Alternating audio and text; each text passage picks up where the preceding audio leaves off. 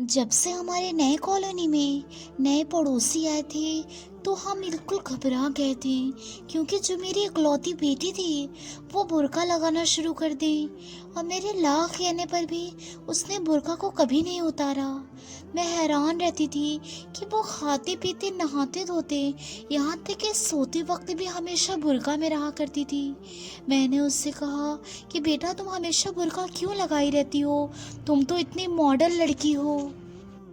उसने मुझसे कहा कि अम्मी, मेरे पड़ोसी में जो लोग आए हैं ना, वो मुझे देखते रहते हैं और मुझे उनके घूरने से डर सा लगता है।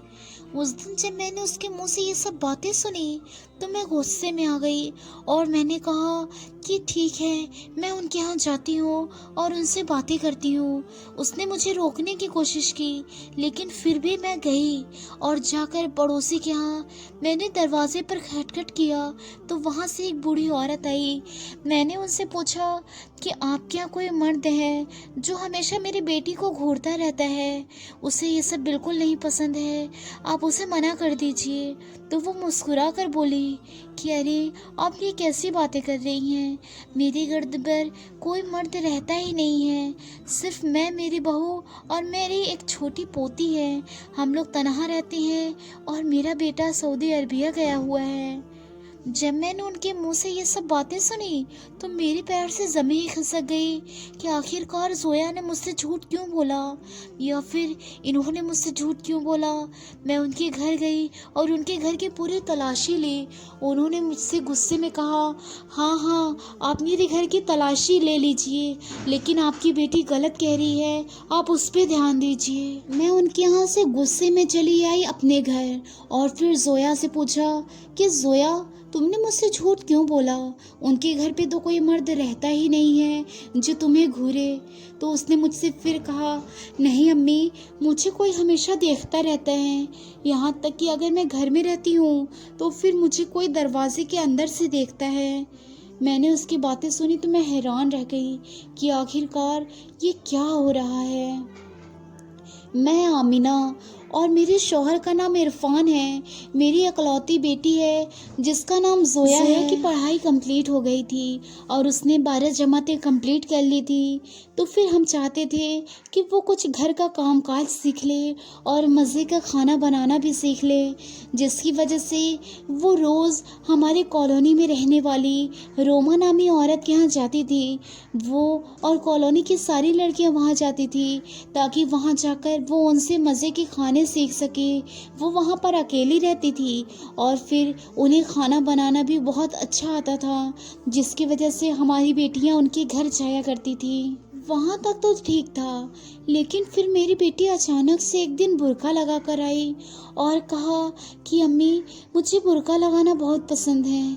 मैंने सोचा चलो, पल भर की तो बात है, बेटी मेरी इतनी मॉडर्न है, ये बुर्का क्या लगाएगी। मैंने कहा ठीक है, लगा लो। फिर तो वो दिन भर बुर्का में ही रही और यहाँ तक कि जब रात को सोने गई तो वो बुर्के में ही सो गई।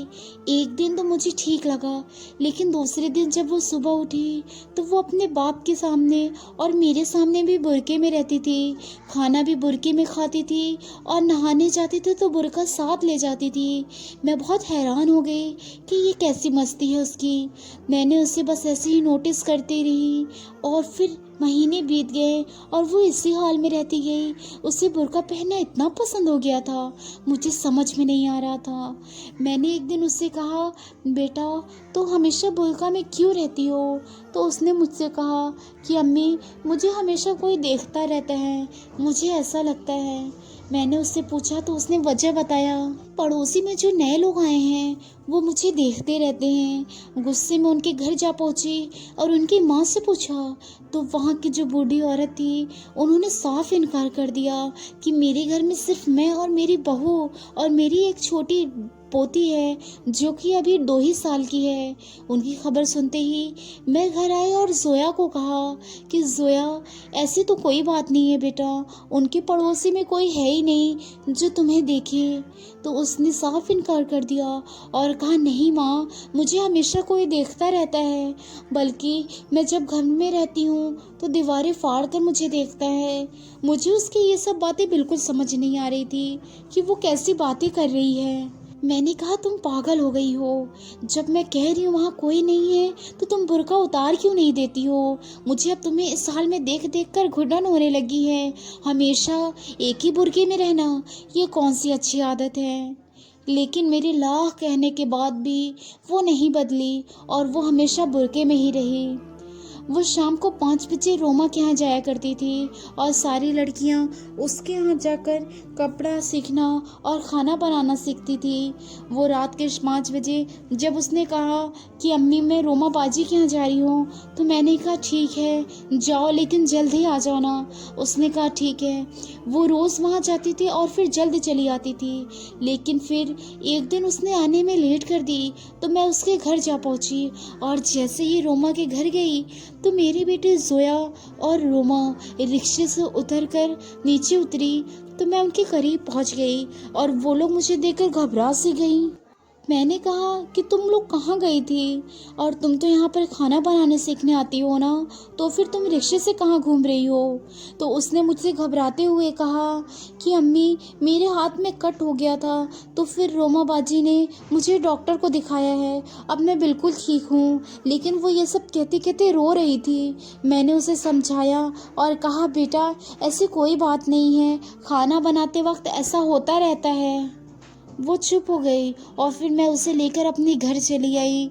लेकिन मेरे दिमाग में बस यही बात घूम रहा था कि उन लोग ने जब मुझे देखा तो इतनी घबरा सी क्यों गई थी। हाँ जोया को चोट लगी थी वो तो घबराती ठीक था, तो फिर रोमा ने क्यों इतनी घबराहट महसूस की। उसकी फिक्र तो अलग थी लेकिन मुझे अपनी बेटी की बस यही फिक्र लगी रहती थी कि उसके दिमाग में कोई इशू हो गया है क्या, जिसकी वजह से वो हमेशा बुर्के में रहती है। एक दिन मैंने अपने शौहर इरफान को साथ लिया और फिर जोया को साथ लेकर डॉक्टर के यहाँ चली गई और फिर मैंने उसे दिमाग वाले डॉक्टर को दिखाया तो डॉक्टर ने उसका चेकअप किया और फिर 1 घंटे बाद मुझे बताया कि नहीं इससे कोई दिक्कत नहीं है, ये बिल्कुल ठीक है। लेकिन ये बुर्का क्यों लगाती है इसका बात तो यही जाने। आप इससे अकेले में प्यार से पूछिएगा तो ये लड़की आपको ज़रूर बताएगी। मैं डॉक्टर की बात मान गई और फिर मैंने उस दिन जोया को अपने कमरे में ही ले आया और फिर जोया को बैठा कर पूछा बेटा तुम्हें क्या हो गया है, तुम बुर्का क्यों लगाना चाहती हो। तो उसने मुझसे कहा अम्मी मुझे कोई देखता रहता है। उसका हर सवाल पे यही जवाब होता था कि मुझे कोई देखता है।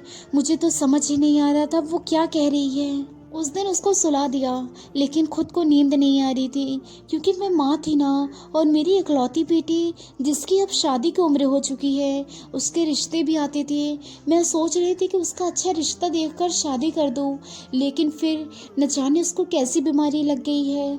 बस यही सोच रही थी और छत पर टहल रही थी कि टहलते टहलते रात के 11 बज गए और मेरी नज़र एक बड़ी सी गाड़ी पे पड़ी जो हमारी कॉलोनी के गली में आ रही थी। और फिर मैंने देखा कि वो नुक्कड़ पे रुक गई और रोमा अपने घर से बाहर निकली।